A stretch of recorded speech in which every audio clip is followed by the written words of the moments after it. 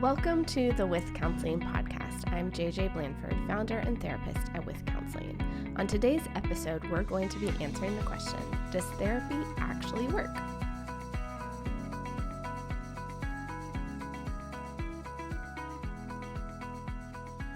Yeah, so I went to lunch with a friend this week, and I walked in and he was like, so what do you even do in therapy? This is somebody who had never, been in therapy before, has no familiarity with it. And I thought it was a really good question. Like, does therapy even work, and what do you even do? So I figured we could talk about that.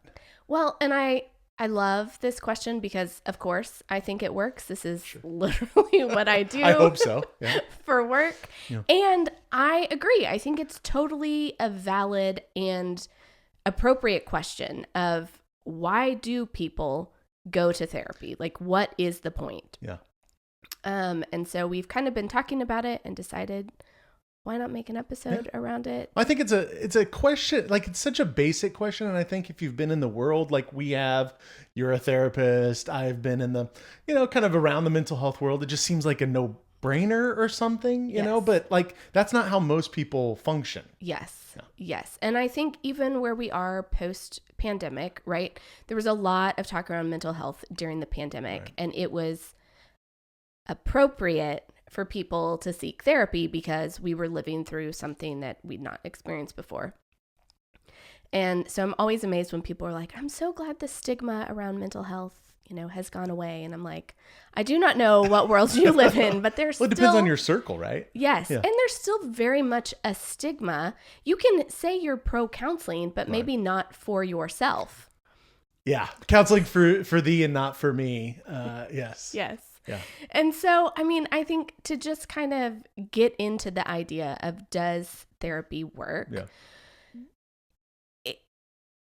Yes is like the basic answer. Yeah. And it takes a lot to get to the yes. I think what so many people don't know about therapy, and I have this conversation with clients all the time, whatever you're expecting therapy to be, it's not going to be that.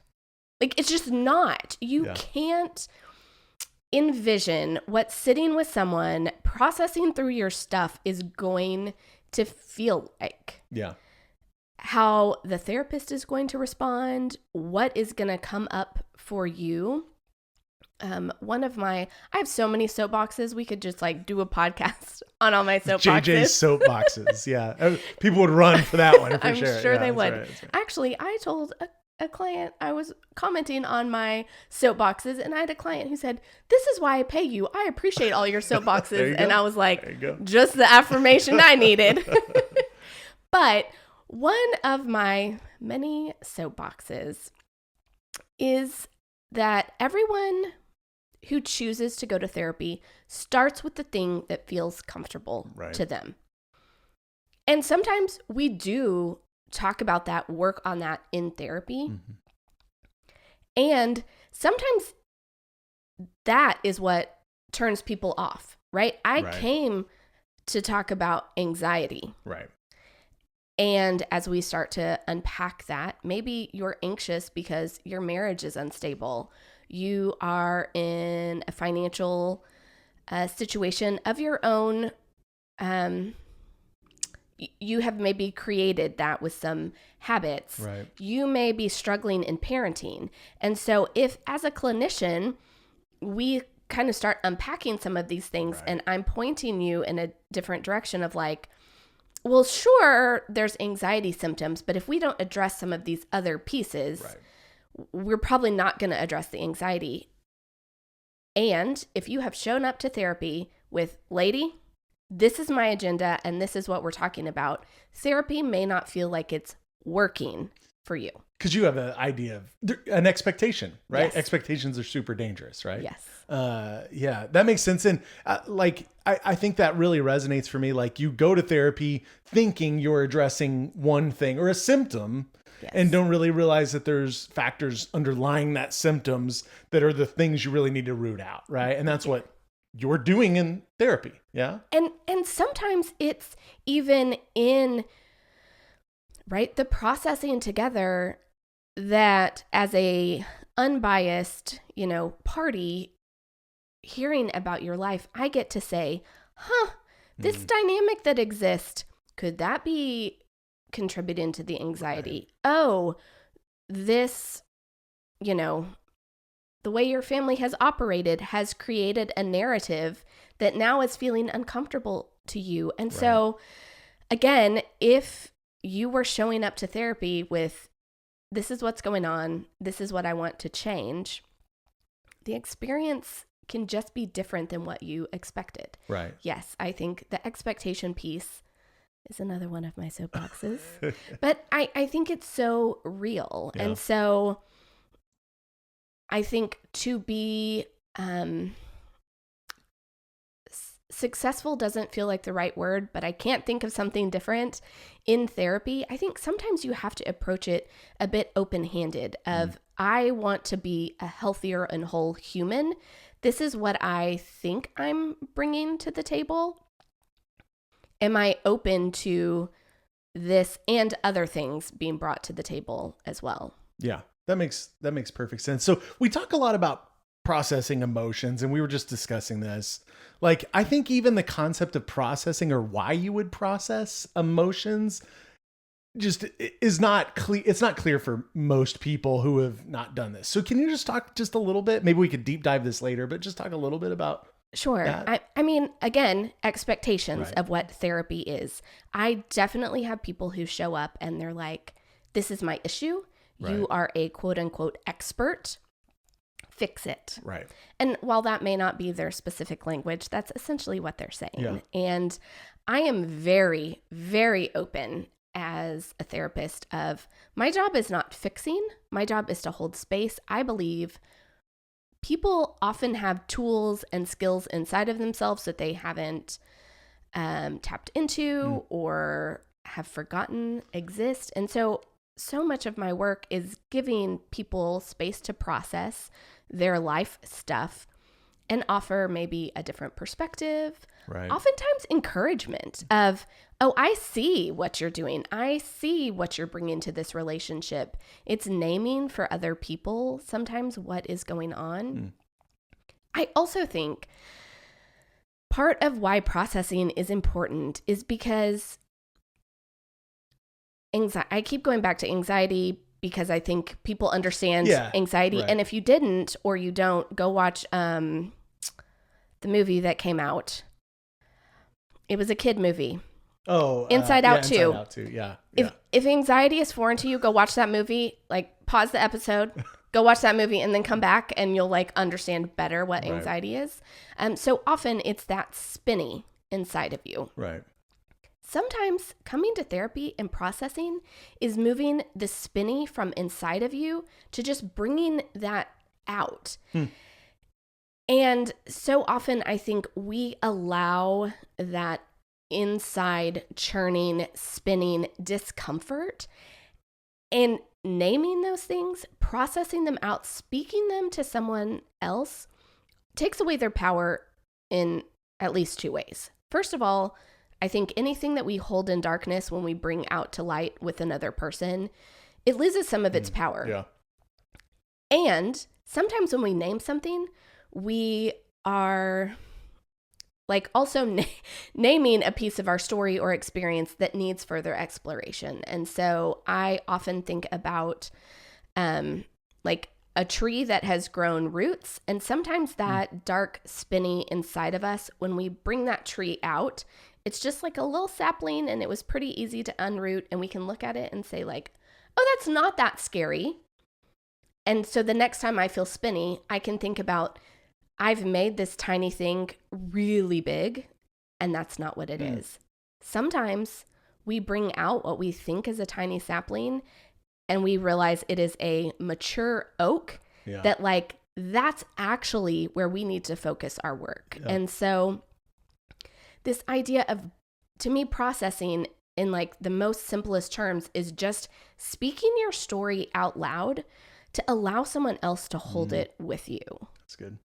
Again, maybe we're going to make this joke every episode, but that is why my business is with counseling, because my skill as a clinician is to sit with you while you tell your story, while we name the things that are hindering you, and collaborate together to like find healthy coping skills, find how are you going to process this out further. And so to me, that's when therapy, quote unquote, works. Right. It's that you are showing up as the client ready to do the work. And I, as the clinician, have the education and expertise to meet you. And I'm also doing like my own work of making sure like I can show up to you in a healthy way. I have the mental and emotional capacity to meet you in your time of need. And so it's like we're both kind of having to show up to do the work. Right. So, I mean, I think when people say like, oh, well, therapy didn't work for me, there's several reasons why that could be. You know, I think sometimes the fit is just not correct. And I acknowledge that is such a hard part of therapy, right? It's like finding the right person. What do you mean by fit? Yes, finding the right person that you can do the work with. Okay. So, for instance, I was just meeting with someone and I referred to myself as a gentle clinician. And she was like, oh, that articulates who you are. So if someone makes a call to me, a consult call, and they say, I'm looking for someone who's highly structured, is going to give weekly homework, preferably like through a workbook or worksheets, I'm really open about that's not how I practice. I'm probably not going to be the best fit for you. Right. I am a little less structured. I'm more gentle.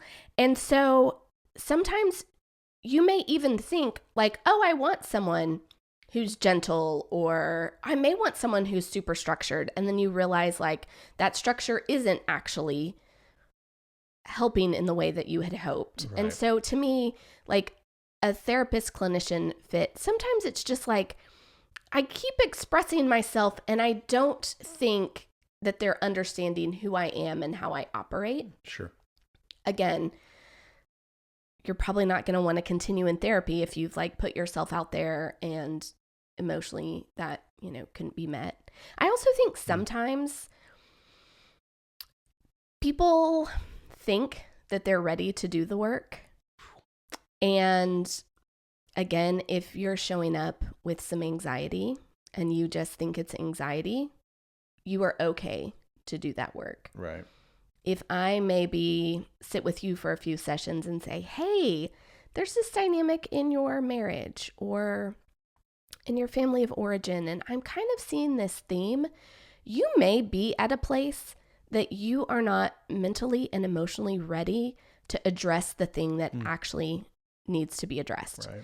And so sometimes, like, that is a conversation that I have with my clients of, we can do this, you know, anxiety work if you aren't quite ready to jump into this other piece. It may not be as quote unquote effective as you would like. And sometimes it's just even that you need to build rapport. You know, sometimes I will meet with someone for years before they feel comfortable to be like, hey, I know we've met weekly for 2 years, and here's this huge life-altering event that happened that I just haven't felt comfortable enough to share before. Yeah. And so if you're not in a place that you can, you know, spend the resources, both time and money, to build that rapport to like where you need to kind of unpack some of these bigger things, that could be another reason why you don't feel that therapy worked for you. Yeah. And so I want to acknowledge like that is also a really valid and real part of the process. To me, one of the most, one of the coolest experiences for me is when someone has had a poor therapy experience, whether, you know, for whatever reason that was. And oftentimes, maybe more than once. And they come back and say, hey, I'm willing to try this again. Right. As a clinician, I'm always asking questions like, what happened? Why did you not return to that therapist that you've talked so highly of? And a lot of times it's, they stopped taking my insurance. My insurance changed. They moved out of state. Like things that I can't control. Sure. Sometimes it's like, well, she spoke to me in this manner. She or he, showed up like this. They treated me in a way that felt, and that's just something that I keep in the back of my mind of how is the client feeling in my presence? How am I helping even heal to the best of my ability? Like their experience just with therapy as a whole. Yeah, that makes sense. So many places there's so many thoughts. To go back to your oak analogy or the tree and rooting it out, I just wonder how many people there are out there who are living with an oak in their lives somewhere and just don't even know it because it's so normalized, right? They just like have a persistent anxiety that's always there, but it's always been there. And so they don't even know that there could be something different, right? Yes. And I think sometimes we know something and we choose not to address it. I also think... Is it more comfortable to have it? Is that why you don't address it? Like what's the... Sometimes I think it's easier to hold on to what we know than try something different. I also think, again, this idea that like therapy is for other people. Right. You may know that you're not functioning at your best, but it doesn't warrant therapy. And I think so often we think we have to be in crisis. My life has to be falling apart to show up and seek therapy. And I think if more people sought therapy when life was a little uncomfortable versus my whole life is on fire. Right. It's just different work. Yeah. You can handle maybe that fire later on better because you laid a foundation of health. Yes. Right? Yes. And I think it's also being attuned to how you feel, but what other people are saying to you. Sometimes I often meet with people who say like, I've just been anxious as long as I can remember. Right. Well, how was anxiety talked about in your family? Was there shame around that? Were you dismissed? Were the adults in your life not able to hold that emotion? And maybe you've done some of your own work, or you have more awareness of what mental health is, and you are with a partner or a friend who maybe comments on a behavior that you've normalized. Right. That someone else is naming as like, I don't know that is healthy, or I've seen this pattern in you. Like having the openness to say, how do I feel about that? Could there be truth in that? Is that worth exploring, processing with another person? And I mean, I do think there are things like anxiety, some depressive symptoms that we categorize in ways that feel comfortable either for ourselves or the people in our life, how we name those things. Right. And sometimes just because we have normalized something does not mean it's okay. Right. Yeah. And so I think, again, back to this tree analogy, like I think we forget that tree started as like a seed of a tree and grew over time. Right. And you may wake up one morning with a literal panic in your chest because the weight of whatever it is you've carried so long is now unbearable. Right. And so again, a great time to go to therapy to kind of say like, this is a part of me that I know has already existed. And the way it's showing up right now is different. So a lot of times for women, it shows up in parenting. Yeah. Right? Like you've envisioned what being a parent will look like. Rarely does it go perfectly according to plan. And it's like, oh, that thing that I've always been able to keep in check doesn't feel as in check. Or, sometimes it's partnership of, oh, now that I'm living with someone, even like roommate, Yeah. of this part of me that I have just, always named as part of who I am. Right. Someone else who is spending a lot of time with me is like, huh, that's kind of quirky. Yeah. Why do you do that? Yeah. And so, right. It also takes like some humility to be like, most of our knee-jerk response is, it's fine. I'm fine. This is normal. Right.